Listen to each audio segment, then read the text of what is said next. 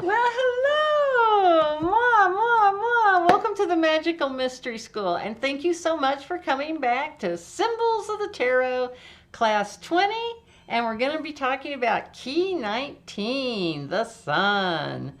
All right, so we've gotten through, we had our some good thought things going on here. We kind of got our confidence kind of started, and then we kind of that silvery light of the moon. It was, we saw a lot of shadows, a little bit of fear there going up the path of the unknown.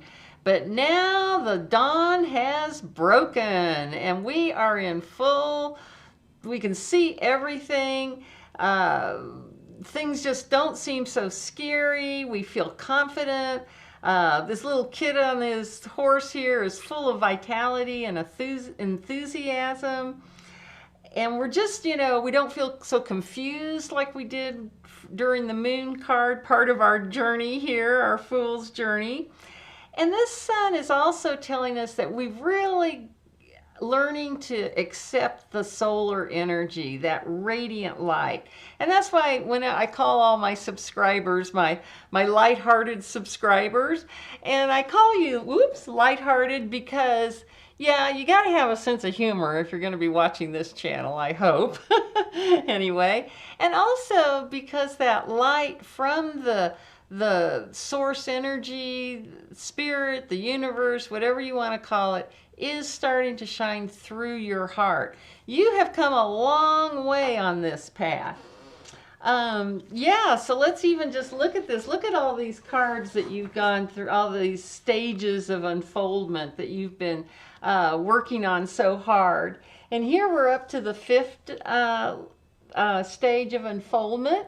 And yeah, we've done the Hierophant. We have studied. We've listened to, we've gone to workshops. We've listened to those that are wiser than us. We've absorbed all that information. Then we're down here. We're definitely seeing everything from a different perspective, a little upside down there, but definitely seeing life differently. And we've learned too how to start to still our minds, to quiet our mind. So that's the hangman is that, that card of meditation, of quieting, of listening to the universe, basically. And then notice he's got all these yellow rays around his head. Well, that's right on top of the sun here with all its rays shining out. And, and there's children as part of this key also. And that's because once we become more and more unified with spiritual consciousness, we become more like little children. We become open to the universe, to playing on this beautiful planet, instead of worrying and hassling and all that kind of stuff. So, so we are well on our way, and you have been working hard. I know that for sure. So I'm going to put you on pause for a second, and then we'll look at this key in more detail.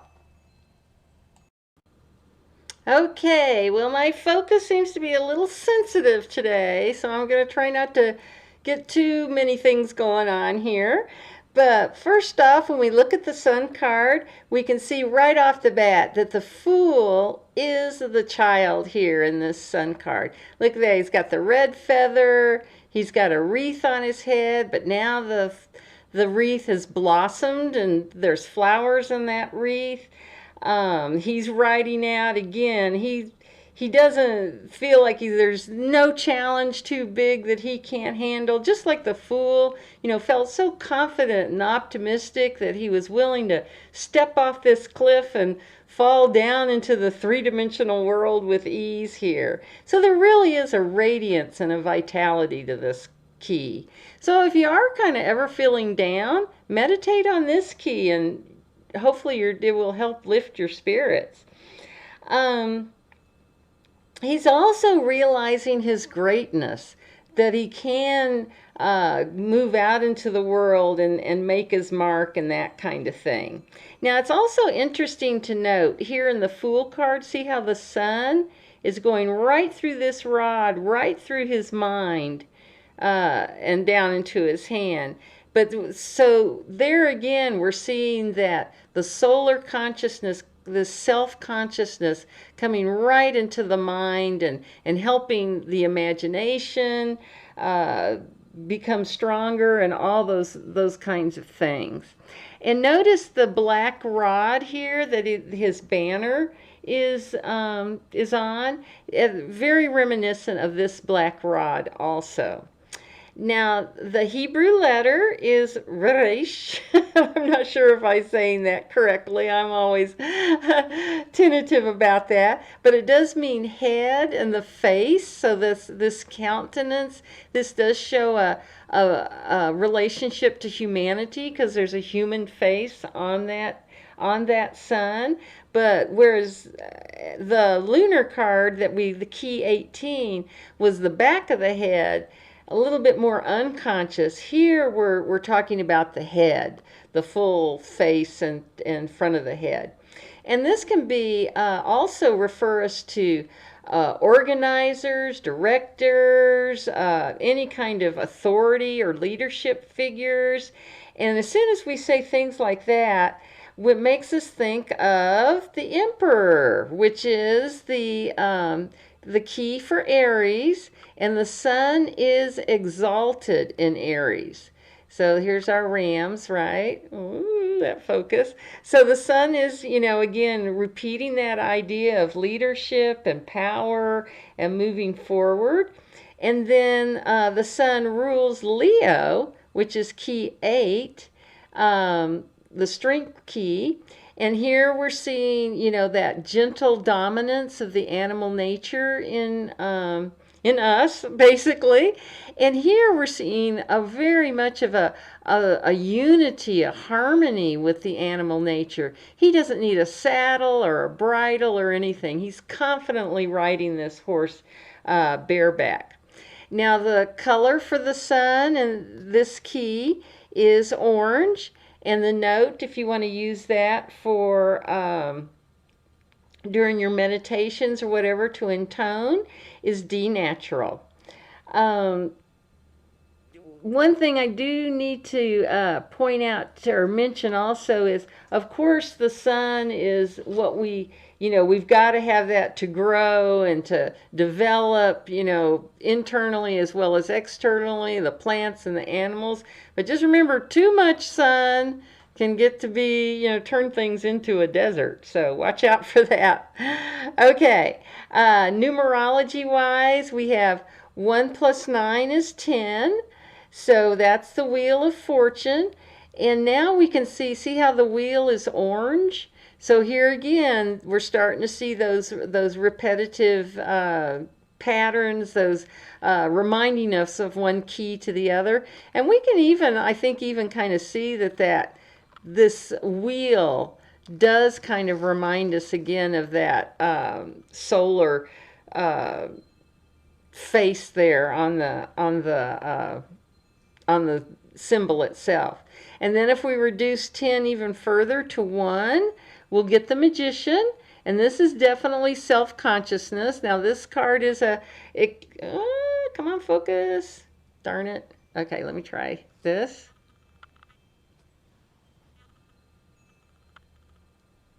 Okay. Yay. Okay. So this is representing self-consciousness again. And again on this key we have as above, so below, directing that solar energy straight down into the three-dimensional garden here. So we're seeing that again too. The wavy lines on the sun symbol are representing vibration and the feminine aspect of this solar energy, whereas the straight lines are representing masculine energy, are just radiation coming straight out from the sun. Now we see 4 sunflowers in both keys, and this is representing the 4 kingdoms of nature, so that would be mineral, plants, animals, and humans. But in the BOTA card or key, we have this tiny little bud here that's still facing the sun, that's just starting to open up. So there again, we're seeing this is the sunflower that represents spirituality. So here again, we're seeing this idea of humanity is starting to open up more and more to spirituality. Thank goodness, huh?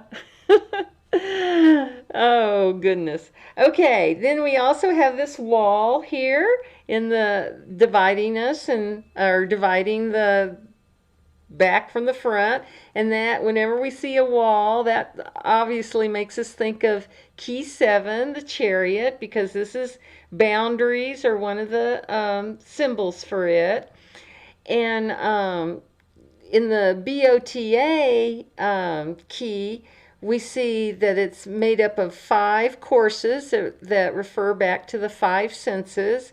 Oh, and I should also mention too that the wall is representing that split between the right brain and the left brain. And remember, the whole purpose of these symbols is because our right brain is nonverbal. The right brain sees these symbols and say, oh yeah, I got that, no problem. Whereas our left side of our brain is like, I want it explained. I need it in words. I need to understand. So just be aware, if you're ever frustrated on your journey, your fool's journey, in regards to, like, you feel like things are being kept secret, that your things are hidden, that source energy is hiding things from you. Well, it's kind of true. This isn't a cult or an esoteric study, but at the same time, it's that a lot of this information, the right side of your brain gets it. And it's just going to take a little bit for that left side of your brain to pick up the information. Sometimes you just go through life and there's times where you got to take a break. You got to take a pause and let this information kind of sink in. And and then life happens, you have children, you have to change jobs, that kind of get you away from your focused on your spiritual path. But that's part of the path, is to give yourself some time for things to kind of sink in and that sort of thing.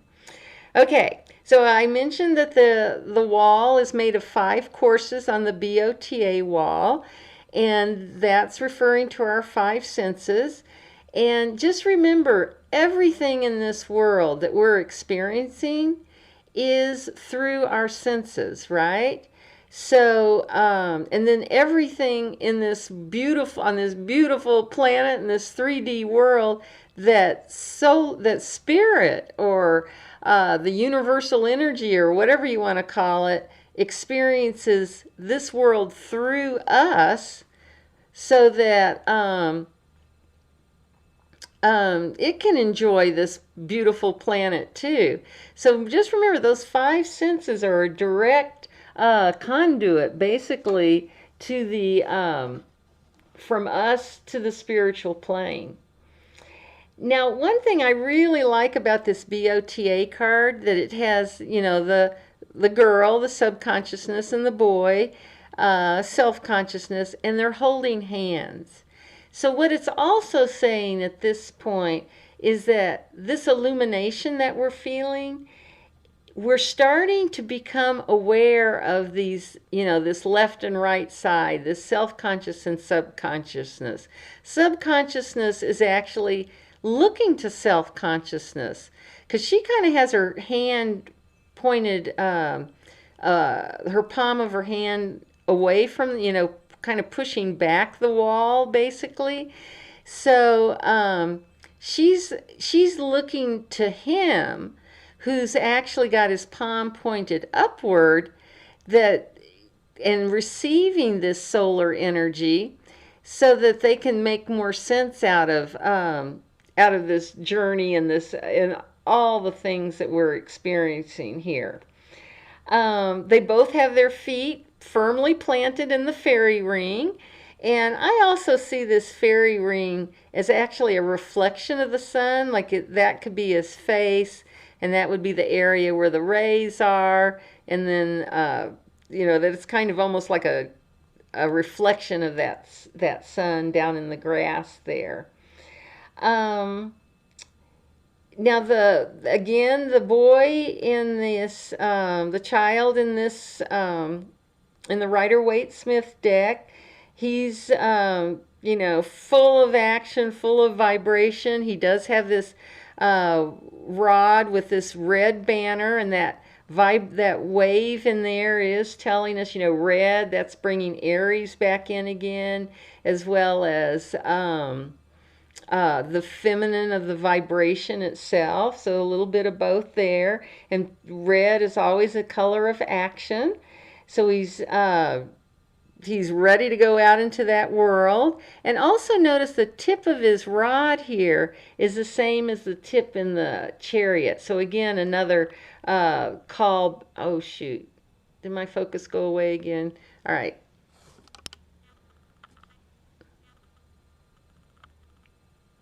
Yay! Okay, I'm going to try to not get too involved here, not too close to the camera. Oh, and I should also mention too that in the Rider-Waite-Smith, there's 8 courses on one side and 7 courses on the other side for the wall.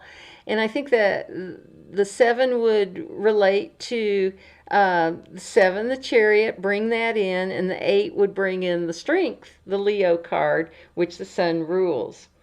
And also, before I forget, there's 13 yods that are coming down and enlightening us here. And the 13 takes us to the death card, right? So, because that's key 13. But also, in the Rider-Waite-Smith, they use the white horse to bring in this death card. So we may just have to, we've had to die to a lot of this,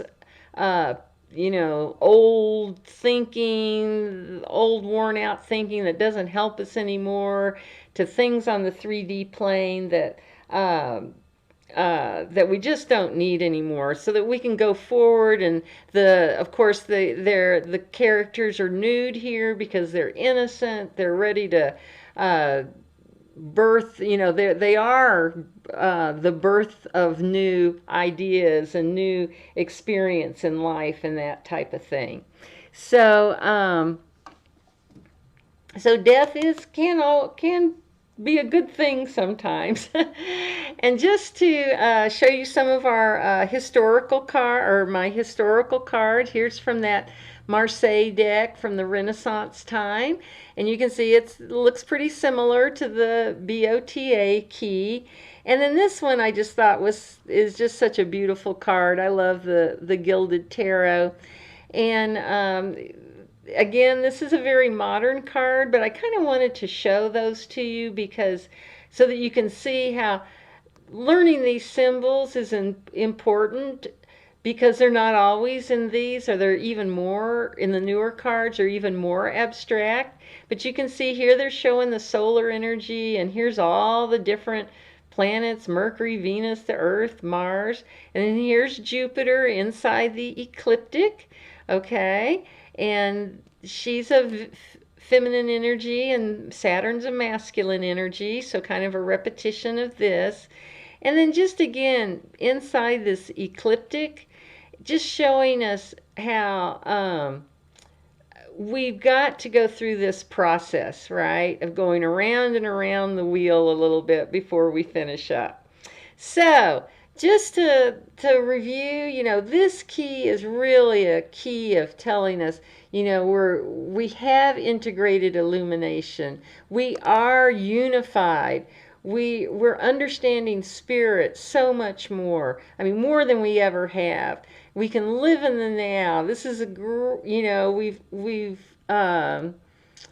we have gone through some enlightenment. Yes, it's true. So anyway, but yet we're not quite done. We're only on 19. We still have a few more keys to go. And we hear a horn calling in the distance. So we'll talk about Judgment Key 20 next time. And thank you guys so much. And we'll see you later. Bye.